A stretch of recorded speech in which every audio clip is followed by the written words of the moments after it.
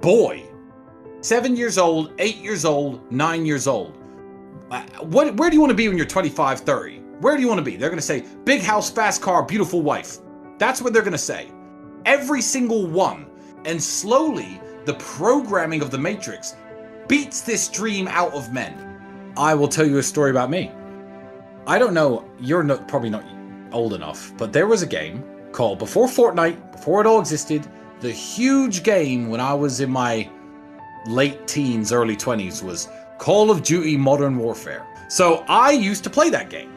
And this is the advice. The advice is hang around with people who see things, people who have a good mindset. I was with my brother, and I was like, oh, Andrew, I just completed this round. It's 41 kills, 1 death. That's pretty cool. Andrew looks at me from the couch. I swear to God, looks over me and goes, yeah, Tristan, but it doesn't matter, does it? I don't know, it doesn't matter, does it? And I turned that game off. And I don't think I've ever spent more than 10 minutes playing a video game ever since that day. So hang around better people. You know, if you're wasting your life, if you're wasting your talents, leave that group of friends. Cut low quality people out of your life. And slowly, as you go out into the world and apply yourself at different things that are more useful, you'll probably find out that you're not as useless as you think. Well, I do get asked the question by young men a lot. And it's always about making money. You mean you want to get rich. Cool. Let me tell you something. First and foremost, almost no one ever gets rich. The internet will preach all this, oh, your time will come when the universe thinks it's right and all this. No. Most people work their shitty job, live their shitty life, live their shitty old age, and then they die. And most people never ever get rich. They never get to live like Sterling. And that's the reality for most people. So, first of all, understand that and get your ass into gear. Second of all, and my advice is non-advice. If you took 100 people, 100 millionaires at random and put them in this room, and you asked all of them, how do you make $1 million? You're going to get 100 different answers. Elon Musk would say, I invented PayPal, and Jeff Bezos would say, I sold books online. Like, you're not going to get a definitive answer. So what do you think? Not necessarily what do you enjoy. Do what you enjoy, because most of what you enjoy won't get you paid. What do you think you could be good at? Sit and analyze yourself. What do you think you could be good at? Ask yourself that. I don't know you. What are you good at? Think about what you think you could do and answer the question to yourself. I can't tell you. That's my advice. Like, look where money is moving and stand in the way. I know a dude, when I was trying to buy a part for my car, he was like, oh, I know someone who's got car parts, will sell it cheaper. He heard I had a problem. He heard I was going to spend money on a car part. He jumps in the middle, probably made himself $1,000. I don't care how much he made. He saved me money. Look where money is moving and get in the middle. That's a good starting position. I never wanted to be a multimillionaire. Andrew once said to me, famously, Tristan, if we could just find a way to make like 50, 100 pounds a day from home, that would alleviate a lot of our problems. Start small, because as you climb the mountain and you reach where you wanted to reach, you realize that there are new mountains to climb. There are new mountains to climb for me right now. And I'm at a level that a lot of people can't even dream of getting to. But you see it. It opens new doors when you accomplish the goals that you're aiming for. And it opens your eyes to what's possible from there.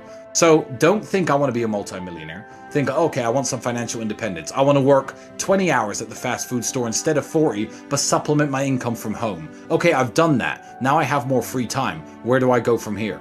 I've reached that mountain. I've seen what's possible and aimed higher. That's it. So don't think how am I going to become a multimillionaire. Think of your short-term goals. Make sure your mother works less, buy yourself some nicer clothes, live in a better apartment, and think of how you can make those things happen. And as you go up in value as a man, you'll learn a lot about yourself, and from then you could tackle bigger goals. Stop wasting your time. So I was 17, I was working at a fast food restaurant making sandwiches. Now, the internet didn't really exist as such, but looking back on it, it was part of my journey. And I regret nothing because I ended up where I am. So would I even go back and tell myself anything is the question. If I had to, it would be to not burn so much of my time. Let's talk to the 17-year-olds who are listening. Do you finish your job, come home, play video games, etc.? That's what I used to do when I was 17 a little bit. What I didn't do is come home and think, okay, let's work on something new. Let's try and build something. Let's start a YouTube channel. Let's start creating content instead of consuming content. I'd tell myself to be a little bit more proactive with my free time and not around so much. And being a gentleman is very, very important. There doesn't have to be a winner When you're going on a date with a woman and you're looking to sleep with her and she's looking to have a good time, you could both go home happy. Right. You really can. You don't have to feel like you defeated her somehow or you tricked her somehow, and she doesn't need to feel like she used you somehow. Right. You can have a wonderful evening. You're nice to her. You open the car doors. You know, you buy her a bouquet of flowers. You have dinner. You make love. You go home. She's happy. You're happy. It's down to you. It's personal accountability. And that's what a lot of guys want to throw out the window these days. It's like failing in every business you've ever attempted and failing to make money, and then blaming capitalism, or failing in every boxing match or every American football game and NFL game you've ever played and blaming the referees or blaming the rules. No, it's personal accountability and it's personal responsibility. So I think a lot of these guys need to really, really look in the mirror, as I do. And sometimes I look at myself and think, Tristan, okay, you're a little out of shape. Tristan, okay, you've been sleeping too much, you've been partying too hard, you got bags under your eyes, you're letting yourself go a bit, and you have to keep yourself in check. You have to stay at the very top, and if you don't stay at your very top, you're not competitive anymore. Every single species on the whole planet is exactly the same. Every single female of every single species looks at the most competitive males and thinks, those are the ones I want to have my children. And women, human women, are exactly the same. So if you're not having the success with women that you want, don't go out there trying to blame women, and don't go out there trying to change women. And what people don't want to hear is that to become Tristan Tate was a slow process of hard work that took me 15 years. And I'm still working on myself. I think the Tristan Tate in 3 or 4 years is going to be a much better version of who I am now. Right. And what a lot of people want to do is, blame their circumstances, but they don't understand that. I mean, height aside, you could change every circumstance about you. You could change how handsome you are. You could change how fit you are, how strong you are, how rich you are, how smart you are. I am very fortunate. I don't know what loneliness feels like. And that's something that most men can't say. And it's why me and my brother, when we understood through meeting very good friends of ours who were married for 10 years, felt alone. Ex-military guys who felt that sense of brotherhood and loyalty and companionship in the army, or on their sports team, their college baseball team, their fraternity, their football team, and they lose it. Those are the guys who opened my eyes to how special the relationship I have with my brother is. And that's what I try to tell the world as well. I don't know what loneliness feels like.